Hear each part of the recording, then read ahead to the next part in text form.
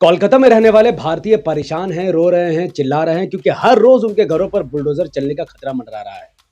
पिछले कई दिनों से कोलकाता के तोपसिया में घरों पर बुलडोजर चलने की खबरें भी सामने आ रही है। सबसे बड़ा सवाल यह है कि आखिर लोगों के दिलों से यह दहशत कैसे खत्म होगी? जिनके घरों में ये नोटिस चिपकाया जा चुका है, अब वो क्या कर सकते हैं अपने घर को बचाने के लिए?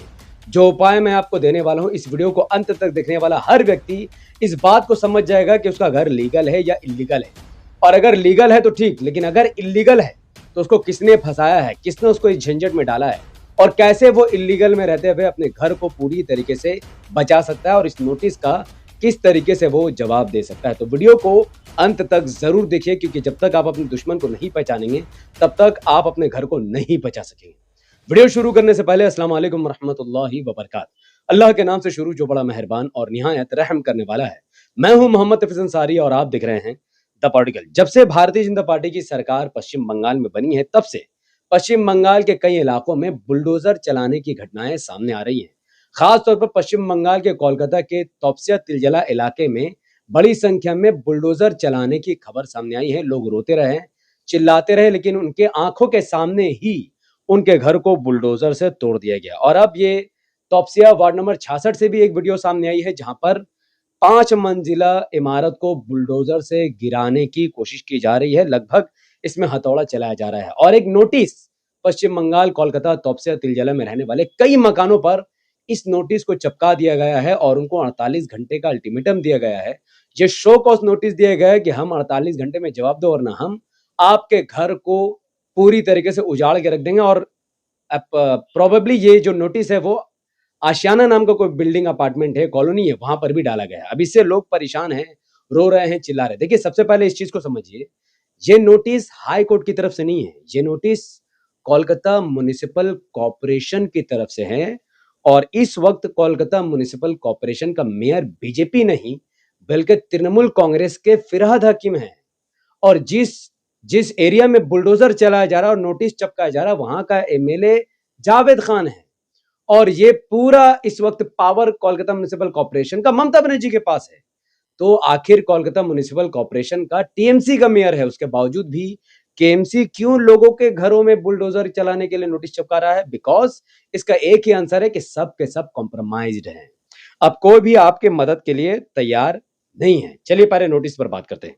इस नोटिस में Kolkata municipal corporation act 1980 section 400 clause 1 का बात किया गया है, जिसके तहत यह बताया गया है कि चूंकि कोलकाता म्युनिसिपल कॉर्पोरेशन को यह पावर हासिल है कि अगर कोई इलीगल कंस्ट्रक्शन हुआ है तो वो उसको तोड़ सकता है।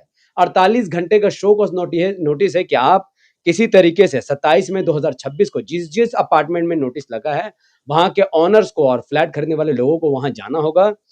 कोलकाता म्युनिसिपल कॉर्पोरेशन ऑफिस में रूम नंबर 328 एक स्पेशल ऑफिसर बैठा होगा। 2:30 बजे तक आपको ये उनको उसको सेटिस्फाई करना पड़ेगा कि हमने ये घर क्यों लिया, कैसे लिया, किस तरीके से लिया।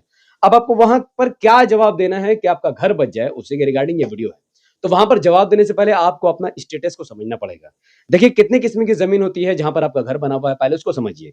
एक होता है ठेका टेनेंसी की जमीन। देखिए, ठेका टेनेंसी का जमीन को ठेका कंट्रोलर कंट्रोल करता है। इस लॉ के अकॉर्डिंग ठेका टेनेंसी की जमीन में 2 फ्लोर से ज्यादा अलाउड ही नहीं है, ओनली G+2।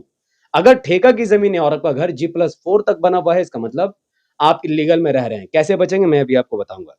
एक होता है खास महल की जमीन, लीज होल्ड, पत्ता प्रॉपर्टी। ये इसका पूरा कंट्रोल स्टेट गवर्नमेंट के हाथ में होता है और साथ ही इसमें G+2 से ज्यादा बनना अलाउड है, लेकिन मैटर करता है कि ये कमर्शियल लीज है या फिर इसका लीज रेसिडेंशियल है। अगर कमर्शियल है और फिर भी आपको घर बनाकर किसी ने चूना लगा दिया, कोई टीएमसी नेता ने, तो समझ लीजिए आपके ऊपर भी बहुत बड़ा तलवार चलने वाला है। लेकिन इसका भी जवाब है जो वीडियो के अंत में आपको मिलेगा। एक और लैंड आता है, वो है वक्फ प्रॉपर्टी और एनिमी प्रॉपर्टी। वक्फ प्रॉपर्टी और एनिमी प्रॉपर्टी में किसी भी किस्म का कंस्ट्रक्शन पूरी तरीके से बैन है। ना वहां कमर्शियल कंस्ट्रक्शन हो सकता है और ना ही रेसिडेंशियल। अगर आपका घर वक्फ में है, वक्फ की जमीन में है या फिर एनिमी प्रॉपर्टी में है, तो फिर आप पर भी खतरा मंडरा रहा है, लेकिन घबराने की जरूरत नहीं। अब देखिए, जब आप कोलकाता म्युनिसिपल कॉर्पोरेशन में जाएंगे ऑफिस में ऑफिसर के सामने, तो आपको उसको एक लेटर देना है, मुंह से कुछ नहीं बोलना। लेटर में क्या लिखना है? लेटर में आपको यह लिखवाना है कि चूंकि सरकार की जिम्मेदारी थी लोगों को घर बनाकर देना, पॉपुलेशन बढ़ रहा था, लोगों को घरों की जरूरत थी और सरकार की जिम्मेदारी थी कि वो बड़े-बड़े टावर बनाती, लीगल कंस्ट्रक्शन करवाती, पूरा paper document tax paper sanction के साथ लोगों को घर देती और बदले में पैसा लेती। इससे सरकार का फायदा होता और लोगों का भी फायदा होता। बीच में जो दलाल थे वो नहीं होते।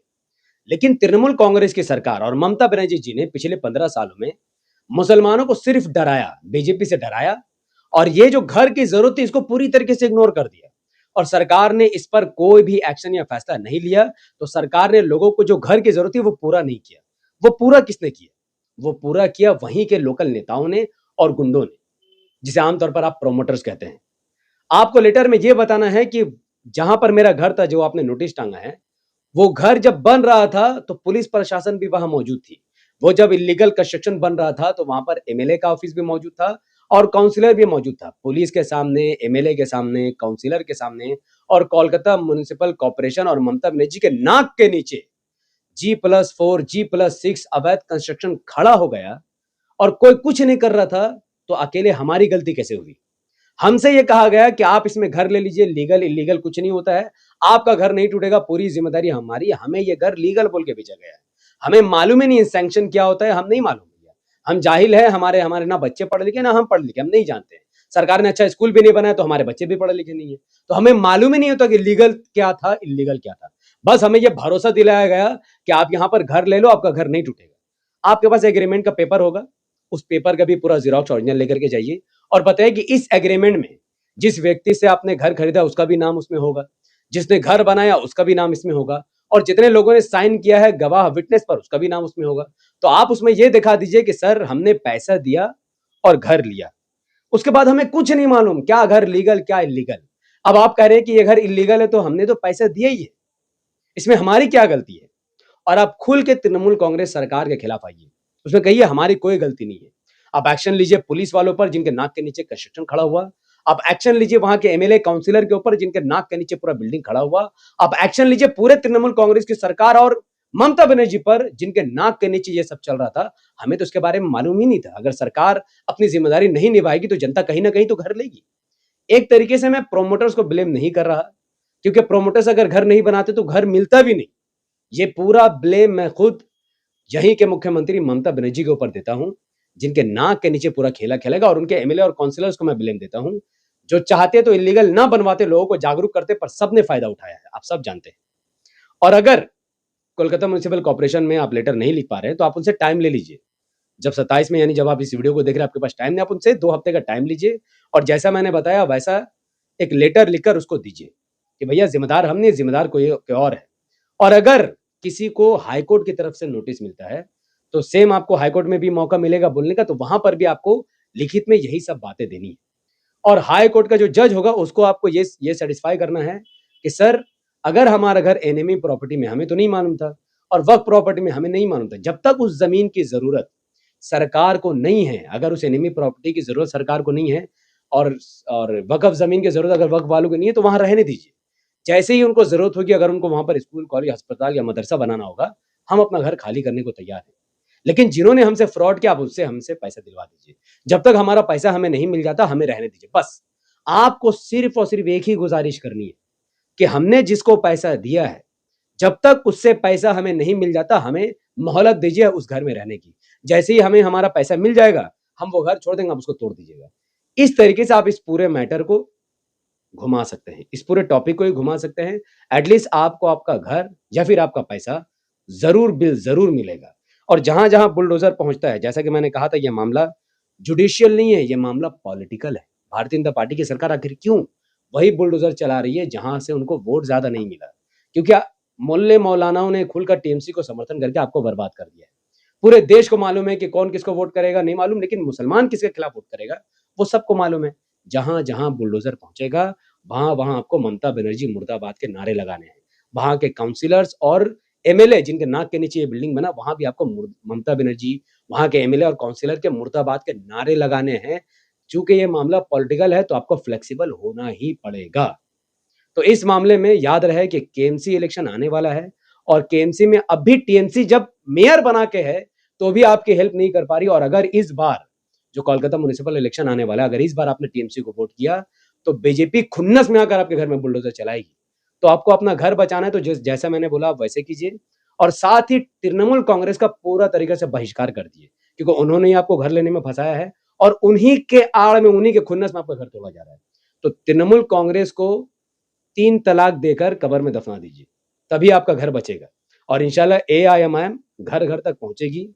पूरे कोलकाता म्युनिसिपल इलेक्शन के लगभग 30-35 वार्ड में चुनाव भी लड़ेगी और आपका घर बचाने जैसा ये आइडिया है, इसको लीगली तरीके से बड़े पैमाने पर आपको नहीं फंसने देंगे। जितने लोग हैं उन सबको फंसा देंगे, पर आपको नहीं फंसने देंगे इंशाल्लाह। ये मैं वादा देता हूँ, क्योंकि मैं खुद कोलकाता एमआईएम का प्रेसिडेंट हूँ और मैंने ये बात आज से 1 साल पहले कही थी। बिल्डिंग तोड़ना है तो उससे पहले थाना को तोड़ो, केएमसी को तोड़ो, जो ऑफिसर पैसा लेके ट्रांसफर किया उसको पकड़ के लाओ। जब सब कोई पकड़ा जाएगा तब आप बिल्डिंग तोड़ो। यानी पैसा खाने टाइम में सब खाकर बिल्डिंग आवाम का तो नहीं टूटना चाहिए। यही हमारा डिमांड है और इसी को लेकर हम लोग आगे बढ़ेंगे इंशाल्लाह। पब्लिक का दर्द मेरा दर्द है, मेरा समाज का आदमी, हमको पता है दूसरा कोई नहीं आएगा। काउंसलर और कॉर्पोरेशन की सहमति से बनती है, उससे पुलिस भी रहती है, मगर ये भी पुलिस बुलडोजर चलाने या हथौड़ा चलाने सबसे पहले आ जा रही है। हम आपको यही बात बताया ना, यही तो मेरा दुख है। ममता बनर्जी जी की सरकार को एक इन्वेस्टिगेशन टीम बैठाना चाहिए कि अगर कोई बिल्डिंग इलीगल बन रहा है। जब मैंने ये बात कही थी तब वहां पर मौजूद लोगों ने मुझे धक्का दिया, मुझ पर हमला किया और लोग तमाशा देख रहे थे। और मैंने यही बात कही थी कि अभी ममता बनर्जी सीएम है, बोलो इलीगल घर को लीगल घोषित कर देने, रेगुलराइज कर देने, वरना एक दिन बीजेपी की सरकार आएगी, सबको तोड़ दिया जाएगा और पैसा कोई खाएगा और घर किसी और को टूटेगा। तब किसी ने मेरी बात नहीं मानी और आज भी, उस वक्त भी मेरे पास कोई पावर नहीं था, आज भी नहीं है। लेकिन अगर केएमसी में एआईएमआईएम 10 से 15 सीटें जीतेंगी तो जितना भी ये बुलडोजर का मामला आएगा, केस कचहरी में आपका 1 रुपया भी नहीं लगेगा और जो भी मामलात होगा असेंबली से लेकर म्युनिसिपल काउंसिलर तक, उन तमाम जगहों पर आपका मुद्दा उठाया जाएगा। जो कल्प्रिट है उनको सजा दी जाएगी और आपका घर बचाने के लिए जो कुछ भी होगा इंशाल्लाह मैं करूंगा। बहुत बहुत शुक्रिया वीडियो को अंत तक देखने के लिए। इस वीडियो को जितना हो सकता है उतना ज्यादा शेयर कीजिए ताकि लोगों की आंख खुले, वो एक वक्त में अपने रियल दुश्मन को पहचान सके और तब जाकर इस मामले का किसी तरीके से समाधान हो। बहुत बहुत शुक्रिया। अस्सलाम वालेकुम, मैं था मोहम्मद हफीज अंसारी और आप देख रहे थे द पॉलिटिकल। जय हिंद।